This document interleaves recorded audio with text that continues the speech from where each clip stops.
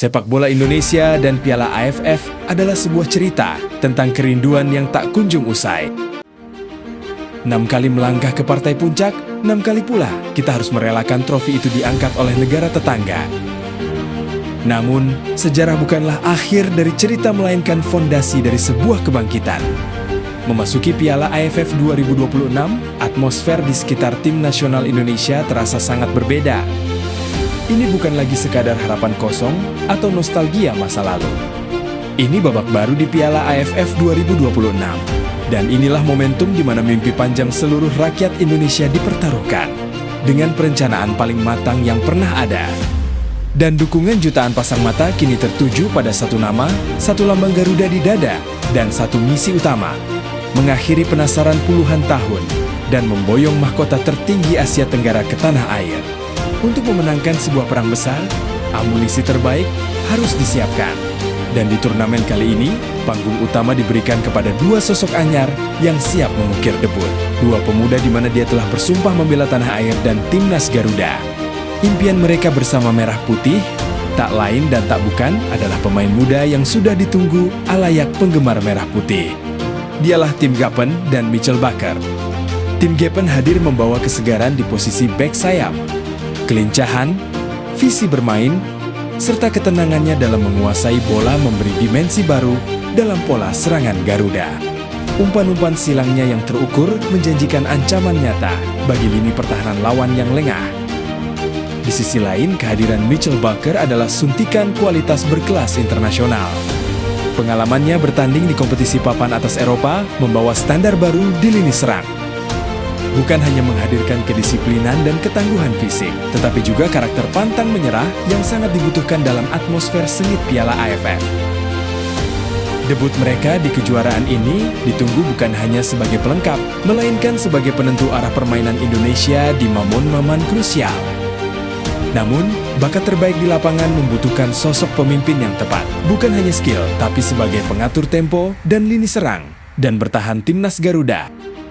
Pertanyaan terbesar yang kini membakar diskusi publik sepak bola nasional adalah, siapakah yang pantas melingkarkan ban kapten di lengannya? Nama pertama adalah Tom Hay, sang profesor di lini tengah. Kepemimpinan Hay lahir dari ketenangannya. Ia adalah otak dari setiap alur serangan, sosok yang mampu mengatur tempo dan menjaga ritme tim di bawah tekanan tinggi. Di barisan terdepan, dia mampu menjadi kandidat pemimpin dan seorang dirigen sejati di lapangan hijau. Ia adalah komposer yang menentukan kapan Garuda harus menekan dan kapan harus menahan tempo untuk membongkar rapatnya benteng pertahanan lawan. Setiap umpan terobosannya adalah ancaman mematikan, dan setiap keputusannya di lini tengah memberi rasa percaya diri bagi seluruh rekan setim. Kehadiran Hay di lapangan bukan sekadar menjaga alur bola, melainkan menjadi penyeimbang mental tim. Dan nama kedua ada Mark Klok, sosok dengan gairah dan daya juang tanpa batas. Klok adalah jembatan emosional di dalam tim, komunikator ulung yang mampu membakar semangat rekan-rekannya ketika situasi mulai sulit. Memilih Mark Klok sebagai kapten berarti memberikan komando kepada seorang pejuang sejati yang siap mengobarkan api perlawanan hingga peluit panjang dibunyikan. Dan nama selanjutnya adalah Jordi Amat, satu nama yang tidak asing di telinga penggemar sepak bola tanah air. Pengalaman bertanding di level tertinggi dunia menjadikannya jenderal pertahanan yang sangat disegani. Membangun mental juara dan kedekatan emosional yang luar biasa dengan para pemainnya. Tangguh, lugas, namun tetap berkepala dingin. Dan nama terakhir adalah benteng lokal yang telah tumbuh menjadi pemimpin matang. Rido mewakili jiwa dan karakter sejati sepak bola Indonesia. Wibawa dan ketenangannya di lini belakang memberi rasa aman bagi seluruh pemain di lapangan. Dan tentu saja, Rizky Ridho mempunyai kombinasi kekuatan fisik, disiplin taktis, keharmonisan dan fokus kuat ini. Siapapun yang dipilih oleh pelatih, kepemimpinan di dalam lapangan akan menjadi kunci utama. Di balik kemudi skuad mewah ini, berdirilah sang nahoda baru, racikan strategi dari sang juru taktik berpengalaman, John Herdman. Herdman membawa filosofi permainan dengan intensitas tinggi. Pelatih yang dikenal dengan reputasinya bahwa tidak ada pemain yang lebih besar dari tim itu sendiri. Herdman tidak hanya membangun tim secara taktis, tetapi juga menanamkan mentalitas kolektif.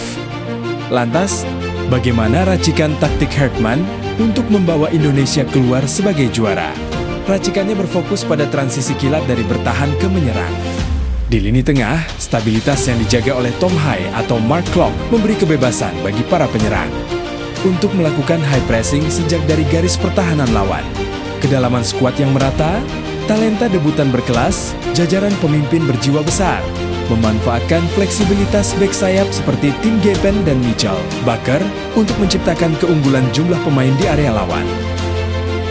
Kedalaman skuad menjadi senjata utama Herdman untuk meruntuhkan dominasi lawan-lawan di Asia Tenggara. Semua elemen telah bersatu. Piala AFF 2026 bukan lagi sekadar turnamen rutin bagi Indonesia. Ini adalah panggung pembuktian. Saatnya mengubah air mata kekecewaan masa lalu menjadi sorak-sorai kemenangan yang menggelegar di seluruh pelosok negeri. Bersama John Herdman dan pasukan Garuda Pilihan, kini saatnya kita merebut impian itu dan mengukir sejarah baru.